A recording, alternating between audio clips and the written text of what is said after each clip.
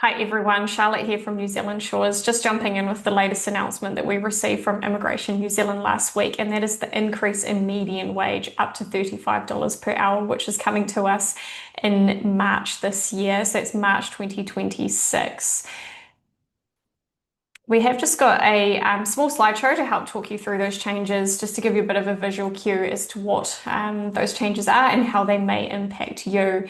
First off, just a little bit about us. So New Zealand Shores and Australian Shores are licensed immigration advisors. We have a total team of 12 advisors. Some of us specialise in New Zealand only, and some of us specialise in New Zealand and Australia. So no matter which country you're looking to migrate to, whether it is New Zealand or Australia, we are able to assist with making your migration dreams come true.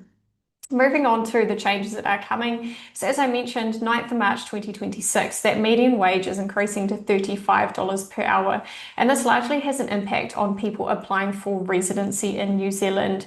So when the median wage increases, as does the wage required for people who are applying under categories, particularly under the skilled migrant category, which may require anywhere from slightly higher than the median wage at 1.1 times, right through to 3 times the median wage. So if you are on a pathway already and you are under one of these particular categories, your wage will need to increase accordingly when you are applying for residency.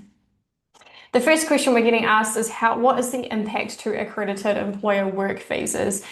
And in short, the impact is actually quite small on that front. So accredited employer work visas, or the AEWV, is assessed under slightly different criteria. So AEWVs are actually mostly assessed on the basis of what we call market rate. And market rate is different to the median wage.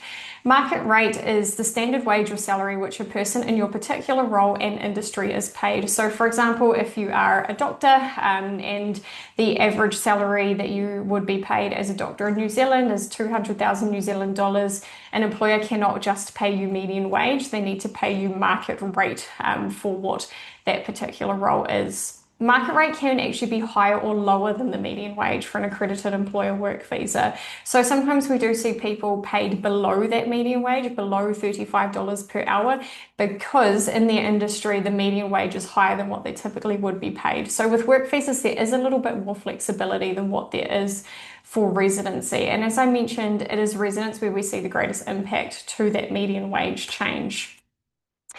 So if you are wanting to apply for residence, you must be paid median wage at a minimum or higher.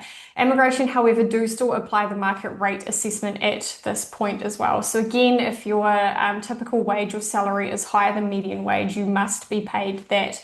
And it's a bit of a migrant protection. So Immigration New Zealand are very careful when it comes to how they assess salaries or wages to make sure that whatever you are being paid is fair and reasonable.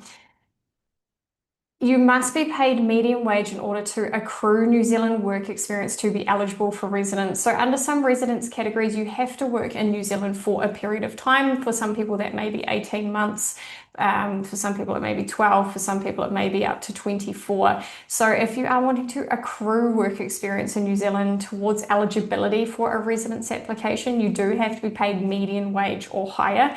And again, market rate threshold still applies for that. But if you come in on an accredited employer work visa and your work visa rate is below median wage, because that is what market rate is for your role, you're not actually on a pathway to residency. So that's a really important thing to note, that if you want to be on a pathway to residency, not only do you have to meet other associated criteria with that category, but you do actually have to be paid median wage or higher.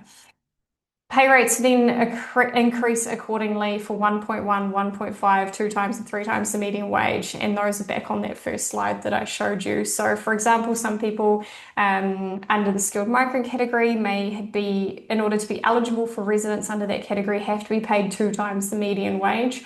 So they have to be paid at 2 times the median wage when they start accruing that work experience. And when they come to apply for residence, they have to be paid, if we're moving forward from March this year, they'd have to be paid $70 an hour or higher, or the corresponding salary.